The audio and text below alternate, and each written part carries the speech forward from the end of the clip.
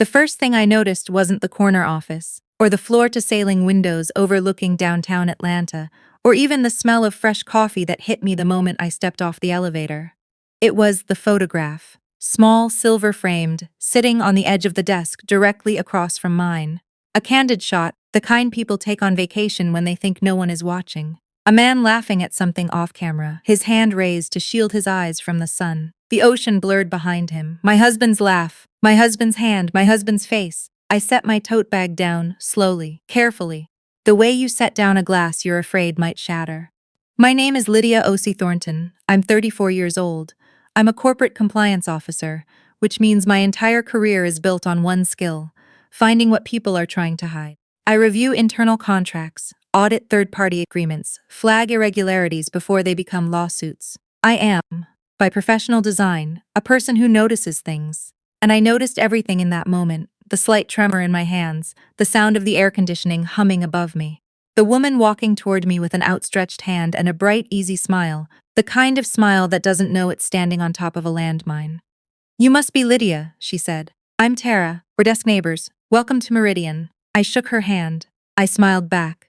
I said something like, "So good to meet you," and I meant none of it, because my eyes kept drifting back to that frame and my brain kept running one loop on repeat. That is my husband. That is a photo of my husband. Why does this woman have a photo of my husband on her desk? "Is that your boyfriend?" I asked, nodding toward the frame, casual, curious. The kind of question a new coworker asks on day one when she's trying to make conversation. Tara glanced back at it and her whole face softened. "My fiancé," she said. "Almost 3 years. We're getting married in October." I nodded slowly. "He's very handsome," she beamed. "He really is. His name is Kevin. Kevin Thornton. We have been married for 6 years. I drove home that night on autopilot, which is the only way I can explain the fact that I made it back without hitting anything. My mind was not in that car.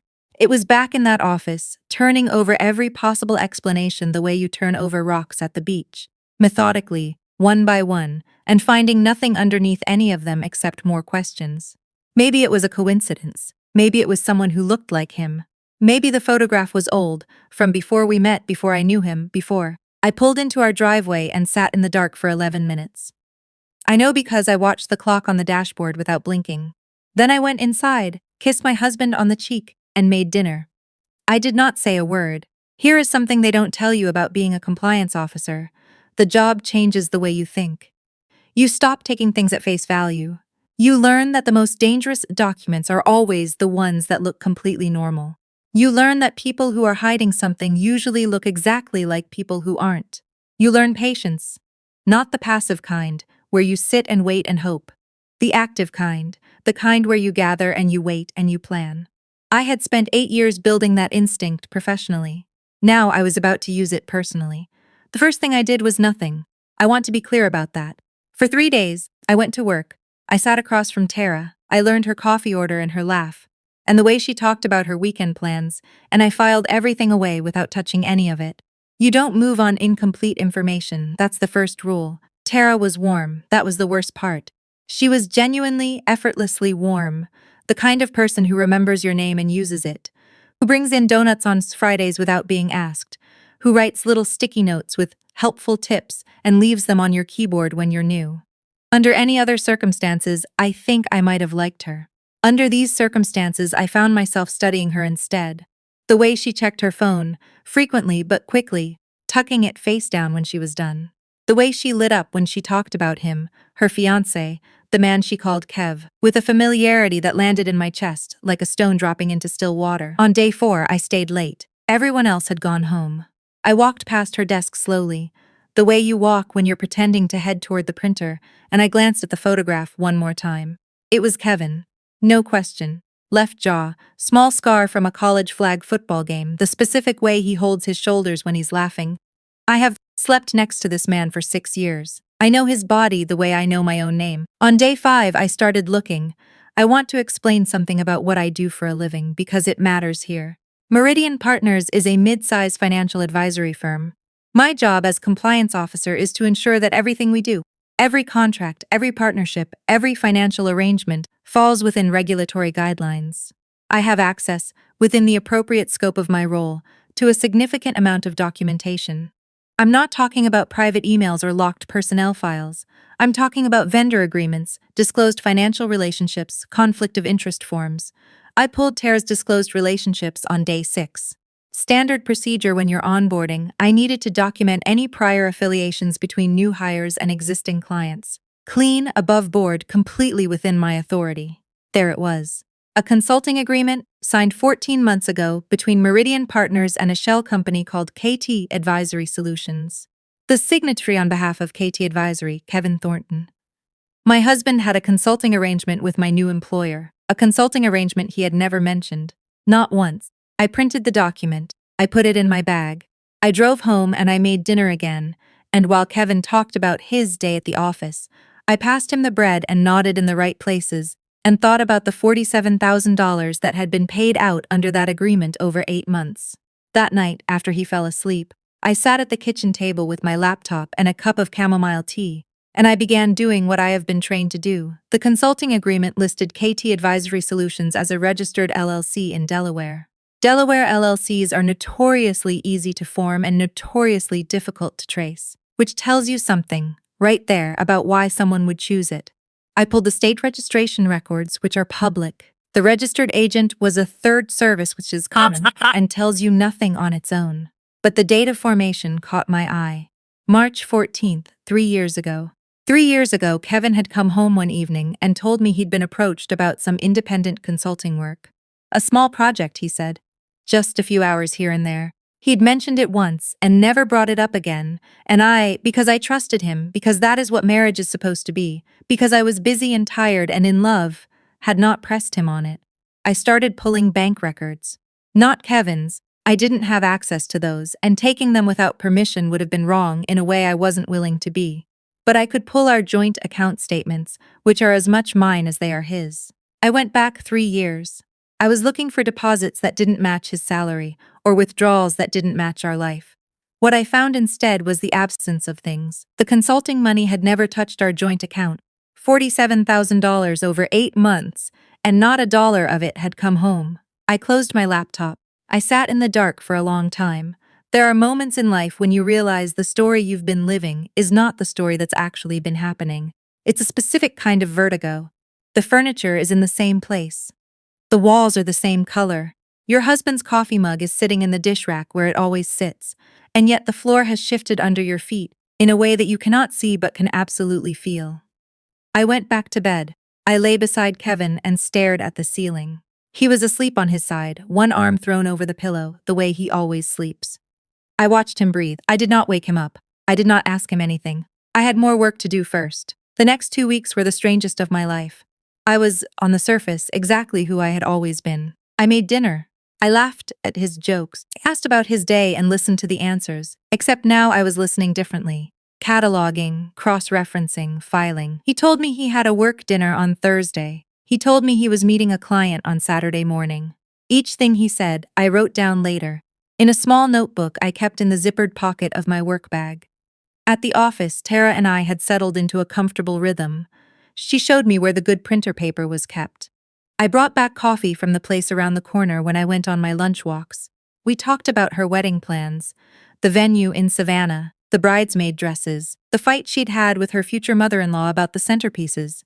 She talked about Kevin the way you talk about someone who is yours completely and without question. I listened. I nodded.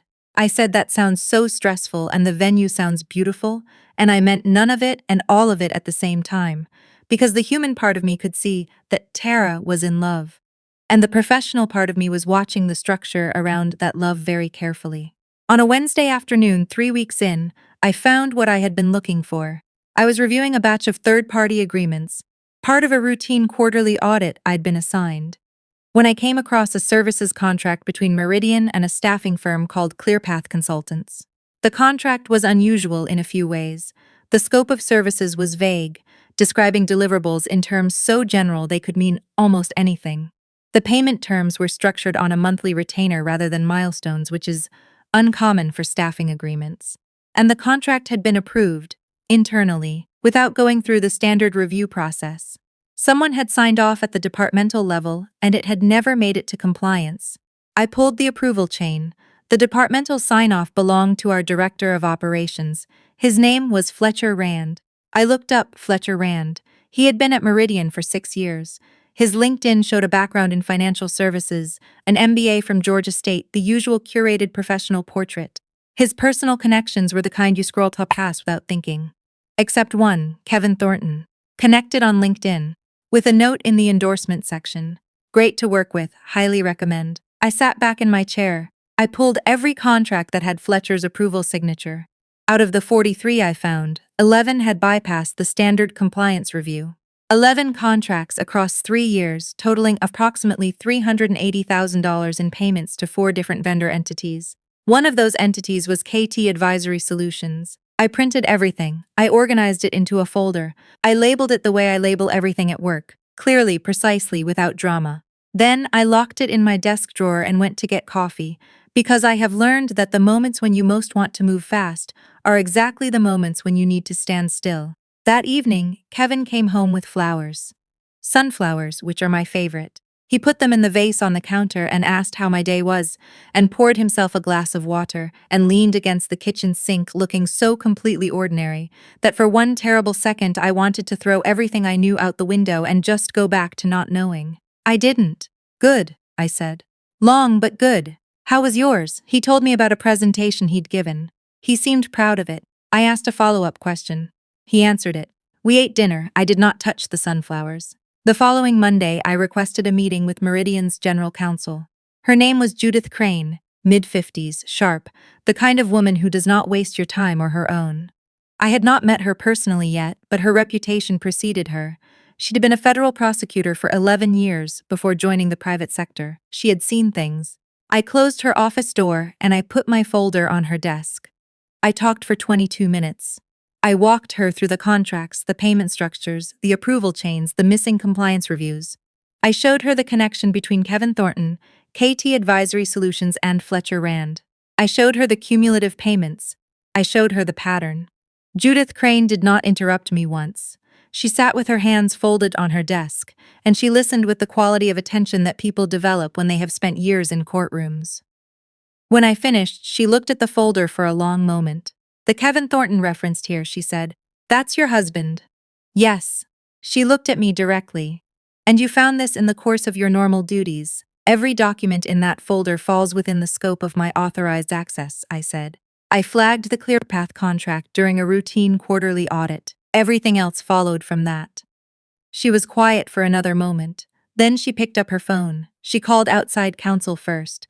Then she called the firm's outside forensic accounting team. Then she made a third call that I was not privy to, and when she hung up, she told me that what I had brought her was serious, that it would be handled carefully and by the appropriate people, and that I had done exactly the right thing. She also told me to say nothing to anyone. Not a word, not a hint, not a look across a desk. I nodded, I gathered my things, I stood up to leave. Lydia, she said when I reached the door. I turned. The employee in the photograph on the desk near yours, she said. I assume that's how this started. Yes. She held my gaze for a moment. I'm sorry. I know this isn't only a professional matter. I thanked her. I sat down across from Tara, who was on the phone talking about menu tastings, and I opened my laptop and I did not cry. Not there. Not then.